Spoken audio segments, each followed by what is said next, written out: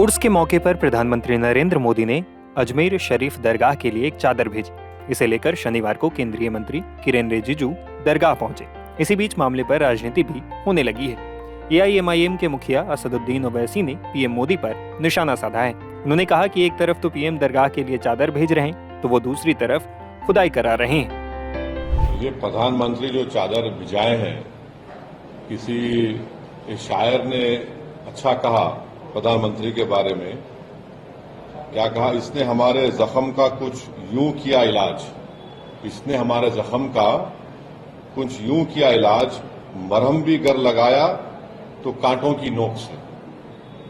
तो ये जो पूरे देश में बीजेपी संघ परिवार की तरफ से हर उनका ऑर्गेनाइजेशन कोर्ट को जा रहा है कि यहां पर खुदाई हो, यहां पर खुदाई हो, ये मस्जिद नहीं है, ये दरगाह नहीं है, ये कब्रिस्तान नहीं है। तो प्रधानमंत्री अगर चाहते हैं तो ये तमाम चीजों पर रोक लग जाएगा। और दूसरी अहम बात यह है कि पिछले 10 साल से बीजेपी की सरकार है, नरेंद्र मोदी प्रधानमंत्री है। प्लेसेस ऑफ वर्शिप एक्ट जो पार्लियामेंट में पास हुआ और राम मंदिर के जजमेंट में उसको नॉन रिट्रोग्रेशन की बात सुप्रीम कोर्ट ने कही दी, उसके बावजूद ये सरकार का कोई स्टैंड ही नहीं है उसके ऊपर। इसीलिए आज आप देख रहे हैं कि 7 से ज्यादा मस्जिद और दरगाह के मसले सिर्फ उत्तर प्रदेश से हैं, जहां पर बीजेपी की सरकार है और जहां से प्रधानमंत्री अपना MP का चुनाव जीत कर आते हैं।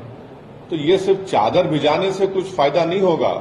चादर तो हर कोई भिजाता रहेगा, मगर उस चादर को भिजाने के पीछे जो पैगाम एक सरकार देती है वो ये देती है कि हम सिर्फ चादर नहीं भिजा रहे हैं, हम उस समुदाय को, उस देश की जनता को जो इन तमाम चीजों पर आस्था रखती है, दरगाह मस्जिद में, उसको हम दरगाह और मस्जिद मानते हैं। आप चादर तो भिजा रहे हैं, मगर आप ही के चाहने वाले कोर्ट को जा रहे हैं कि ख्वाजा अजमेरी की दरगाह दरगाह नहीं है, मसाजिद मसाजिद नहीं है।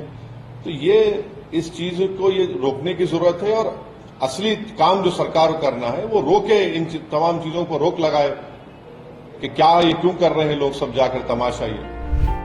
वहीं केंद्रीय अल्पसंख्यक मामलों के मंत्री किरेन रिजिजू ने शनिवार को सूफी संत ख्वाजा मोइनुद्दीन चिश्ती के उर्स पर अजमेर दरगाह पर प्रधानमंत्री नरेंद्र मोदी की भेजी गई चादर पेश की। इस दौरान उन्होंने मीडिया से भी बातचीत की।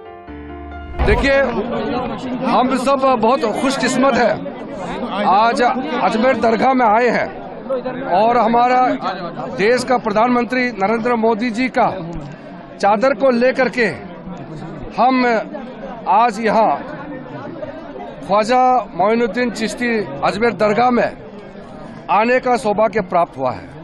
हमने दुआ मांगा है अमन चैन के लिए, और अजमेर दरगाह से जो संदेश है ये पूरा दुनिया में जाता है। आदरणीय प्रधानमंत्री जी का चादर के साथ साथ मोदी जी का जो संदेश पत्र को हमने पढ़ा है, और प्रधानमंत्री जी ने संदेश में हमारे जो इस दरगाह से जो संदेश दुनिया में जाता है उसको कायम रखने के लिए एकजुट होकर के पूरा हमारा हिंदुस्तान देश भाईचारा के साथ हर एक पंथ, हर एक धर्म एक साथ देश के लिए, समाज के लिए, विश्व शांति के लिए काम करेंगे। ये दुआ हमने मांगा है और यही संदेश आदरणीय प्रधानमंत्री जी ने भी दिया है। मैं पूरे इस दरगाह में जितने भी लोग जुड़े हुए हैं, हमारे यहाँ जो चिश्ती से जुड़े हुए, जो परंपरा से जितने भी जुड़े हुए यहाँ लोग हैं, और दीवान खादिम और दरगाह कमेटी के जितने भी लोग हैं, और सैयद नसीरुद्दीन जी और जितने भी हमारे यहाँ बुजुर्ग आज हम सबसे मिले हैं, मैं अपने आप को बहुत ही किस्मत वाला मानता हूँ कि प्रधानमंत्री जी के चादर के साथ साथ मुझे दरगाह में दुआ मांगने का मौका मिला है। और ये अजमेर दरगाह का संदेश लेकर के हम और जगह भी जाएंगे, और यहाँ कुछ व्यवस्था और भी अच्छा होना चाहिए। हमारा अल्पसंख्यक मंत्रालय से हमने ऐप भी लॉन्च किया है, और दरगाह और अच्छा से काम करें लाखों लोग यहाँ आते हैं उनका सुविधा के लिए, विशेष करके जो वृद्ध लोग हैं, जो उम्र वाले हैं, बच्चे हैं, महिलाएं हैं, उनका सुविधा के लिए यहाँ अच्छा से दर्शन करके दरगाह में दुआ मांगने के लिए आते हैं, तो उसको शांति से अच्छी तरह से आने का मौका मिलना चाहिए, उसका व्यवस्था ठीक हो। उसके लिए एक मैनुअल किताब हमने लॉन्च किया है और मैं कोशिश करूंगा मेरा मंत्रालय से जो भी संभव मदद व्यवस्था को ठीक करने के लिए जो होगा हम करेंगे। मैं आगे जा करके अजमेर दरगाह के बारे में सब जानता है कि गरीब नवाज का इस बहुत ही विश्व चर्चित दरगाह में सब लोग एक बार आए, हम ये चाहते हैं, और यहाँ आकर के महसूस करें कि दरगाह का कितना प्रभाव हमारे जीवन में पड़ता है। आदाब, सलाम और बहुत बहुत दुआओं के साथ हाजी सैयद सलमान चिश्ती गद्दी नशीन दरगाह अजमेर शरीफ, चेयरमैन चिश्ती फाउंडेशन।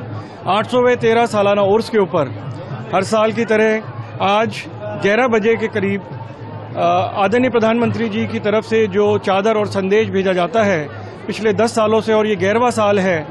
और जिस तरीके से 1947 से एक रिवायत रही है कि देश के जो भी प्रधानमंत्री रहते हैं उनकी तरफ से चादर भेजी जाती है, तो आज मेन निज़ाम गेट की तरफ से ये चादर दरबार में लेके आई जाएगी। आदरणीय मंत्री श्री किरण रिजिजू जी साहब और जमाल सिद्दीकी साहब के साथ ये चादर दरगाह शरीफ के अंदर आएगी और यहाँ पे तमाम खुदाम ख्वाजा गरीब नवाज की जानिब से ये चादर पेश की जाती है। और यहाँ पे ये रिवायत रही है कि जो भी देश की अमन, एकता और मोहब्बत का पैगाम सदियों से बारगाह गरीब नवाज से जाता है, और यही संदेश जो यहाँ पे पढ़ के सुनाया जाता है आदरणीय प्रधानमंत्री जी की तरफ से, वो संदेश में भारत की आध्यात्मिक धरोहर और अजमेर शरीफ से जो आस्था दुनिया में उनके मानने वालों, दरबार से जुड़े हुए लोगों के लिए जो संदेश आता है, ये बहुत ही बड़ा एक संदेश है आज बारगाह गरीब नवाज में। और हम दुआ करते हैं कि तमाम जो लाखों ज़ायरीन यहाँ पे मौजूद हैं उन सब के सामने जब ये संदेश पढ़ा जाए तो 140 करोड़ देशवासियों की तरफ से प्रधानमंत्री जी की तरफ का जो पैगाम जो आया है, इसको हम वेलकम करते हैं, स्वागत करते हैं। और बड़े ही धूमधाम से गरीब नवाज के उर्स मनाए जा रहे हैं और उन्हीं तकरीबात के अंदर आज ये चादर पेश की जाएगी दरगाह अजमेर शरीफ में। पुलिस व्यवस्था भी काफी माकूल है, काफी पुलिस रास्ता लगाया गया है चादर को देखते हुए। और कहाँ से अंदर प्रवेश करेंगे और कौन से दरवाजे से अंदर जाएंगे, और महफिल खाने में भी शायद संदेश पढ़ा जाएगा, किस तरह का रहेगा? जी, ये निज़ाम गेट से दरबार में आएंगे और जिस तरीके से लाखों ज़ायरीन की यहाँ पे आमद होती है, इस वजह से पुलिस प्रशासन की तरफ से, अजमेर डिस्ट्रिक्ट प्रशासन की तरफ से भी यहाँ पे तमाम इंतजाम किए जाते हैं। और निज़ाम गेट से होते हुए पाइती की तरफ से दरबार में हाजिरी देते हुए चादर पेश की जाएगी। उसके बाद महफिल खाने में भी जो संदेश पढ़ा जाएगा या बुलंद दरवाजे पे जो भी यहाँ पे निज़ाम है उसके तहत यहाँ पे ये संदेश दिया जाएगा। और उसके साथ साथ उर्स मुबारक की तमाम तकरीबात बड़े ही शान और शौकत के साथ अजमेर शरीफ में मनाई जा रही हैं।